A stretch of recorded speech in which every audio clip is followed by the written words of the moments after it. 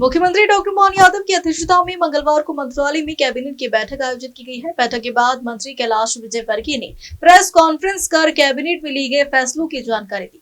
मंत्री कैलाश विजयवर्गीय ने बताया कि कैबिनेट ने जय गंगा जल संवर्धन अभियान को मंजूरी दी है।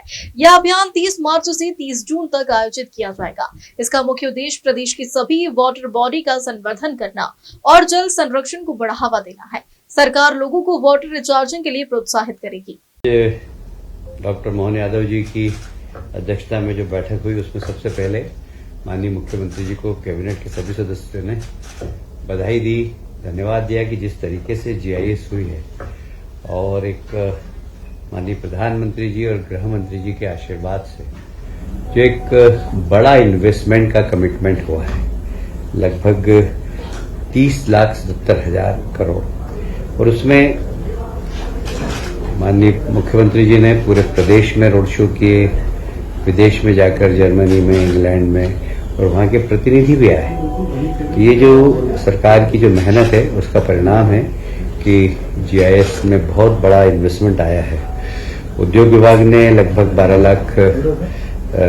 12 करोड़ 2 लाख का है, नवीनीकरण में 5 करोड़ 72 लाख का है, खनन एवं खनिज में 3 करोड़ 22 लाख, सॉरी मैं गलत बोल गया, 3 लाख। उद्योग विभाग के 12.2 करोड़ का, नवीनीकरण में 5.72 लाख करोड़, खनन और खनिज विभाग में 3.22 लाख करोड़, शहरी विकास में 1.97 लाख करोड़ और ऊर्जा विभाग में 74 लाख करोड़। इस प्रकार कुल प्रस्ताव पास हुए थे और ये धरातल पर उतरे हैं। इसके लिए माननीय मुख्यमंत्री जी निर्देश दिए हैं कि सारे प्रमुख सचिव हर सप्ताह में अपने अपने विभाग की समीक्षा करें और माननीय मुख्य सचिव 7 दिन में और माननीय मुख्यमंत्री जी मुख्य सचिव 1 दिन में, महीने भर में, और माननीय मुख्यमंत्री जी 2 माह में इसकी समीक्षा करेंगे। हमारी कोशिश होगी कि इसमें 100% जितने भी एमओयू हुए वो धरातल पर उतरे। इसमें हमारी संभावना यह है कि लगभग इसमें 21 लाख से ज्यादा रोजगार मध्य प्रदेश के नौजवानों को मिलेंगे। एक बहुत ही महत्वपूर्ण निर्णय, आप जानते हैं कि भारतीय जनता पार्टी ने अपने संकल्प पत्र में घोषणा की थी कि हम किसानों को 2700 रुपए प्रति क्विंटल एमएसपी पर गेहूं खरीदेंगे। हम उसके करीब पहुंचते जा रहे हैं। इस बार कैबिनेट ने निर्णय लिया है कि किसानों का गेहूं हम 2600 रुपए प्रति क्विंटल पर उपार्जन करेंगे।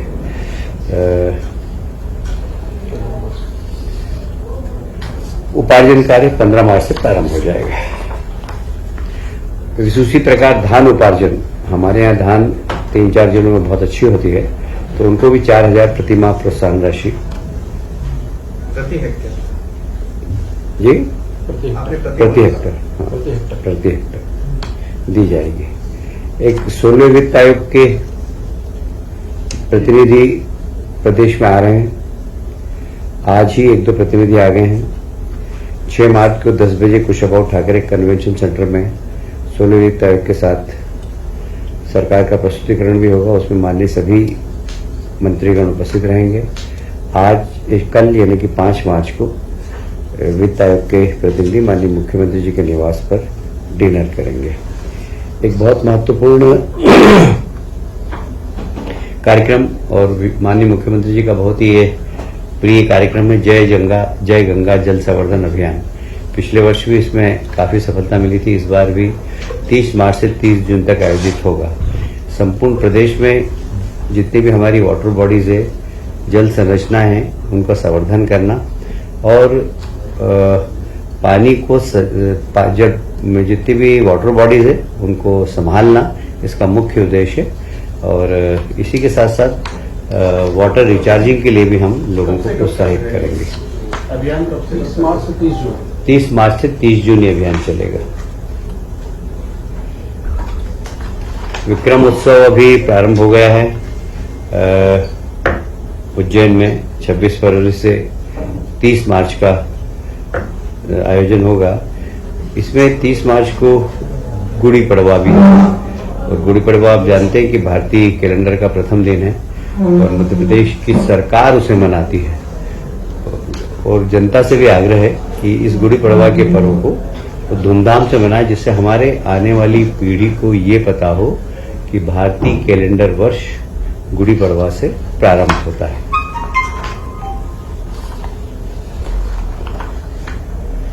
आप सब जानते हैं कि जैसे ही माननीय मुख्यमंत्री जी शपथ ली थी, वैसे ही 1 महीने तक किसानों के सीमांकन पटांकन के कार्यक्रम एक अभियान की तरह चलाए थे।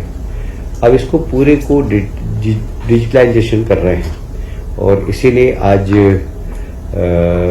इस प्रस्ताव को मंजूरी दी है डिजिटलाइजेशन को। इसमें 138.41 करोड़ रुपए का प्रावधान है। हम इसमें खुली निविदा आमंत्रित करेंगे और पूरे प्रदेश में जितने भी किसानों की जमीन है या कोई सी भी जमीन है उसका डाटा कलेक्शन कर लेंगे। हमने जिले बनाए हैं, छिंदवाड़ा से हटाकर पांडुरना। अब पांडुरना में वन विभाग का एक नया मंडल प्रारंभ कर रहे हैं, इसकी भी आज कैबिनेट ने स्वीकृति प्रदान की है।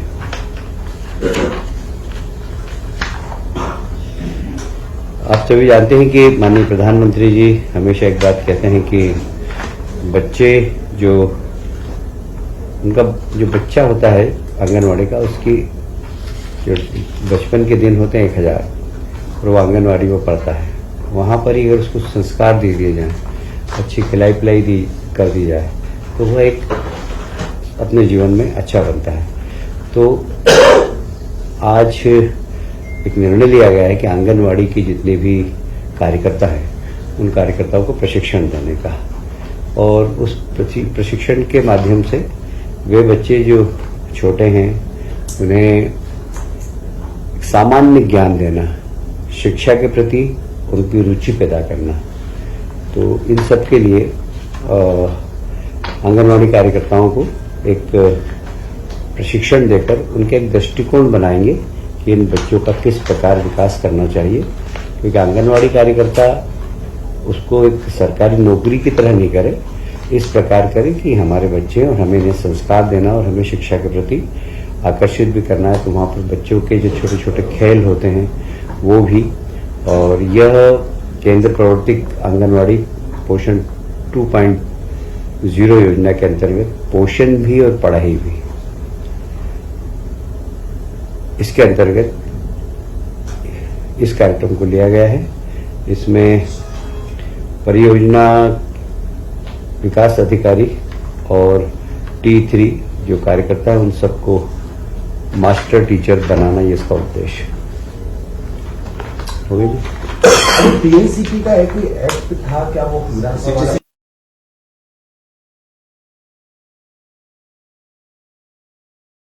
था कि प्लानिंग एरिया के अंदर IDA और नगर या प्लानिंग एरिया के बाहर साडा, ये दोनों को ही अधिकार थे कि वे वहां पर निवेश कर सकें। पर अब कोई भी शासकीय विभाग प्लानिंग एरिया के बाहर भी निवेश कर सकेगा और प्लानिंग बनाकर और राज्य सरकार के पास लाएगा, शासन उन्हें अनुमति प्रदान करेगी। तो अब जैसे विकास प्राधिकरण या साडा ही नहीं, चाहे RDC चाहेगा तो हम उसको भी अधिकार देंगे। औद्योगिक डेवलपमेंट, इंडस्ट्रियल डेवलपमेंट क्या है वो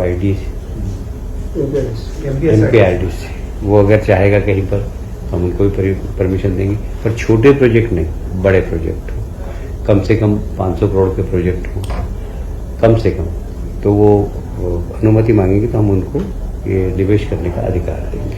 CPA भी विलय किया गया था शिवराज की सरकार में, फिर अभी मोहन जी ने कहा था कि CPA को हम अलग कर देंगे। आपके विभाग का ही CPA PWD में विलय हो गया, अब उसको फिर मोहन यादव जी ने कहा था कि इसको हम फिर से अलग करें। माननीय मुख्यमंत्री जी ने कहा उसकी प्रक्रिया चल रही है। सेकंड सप्लीमेंट्री की होगी। अच्छा, बजट के बजट के बारे में टिप्पणी करना उचित नहीं।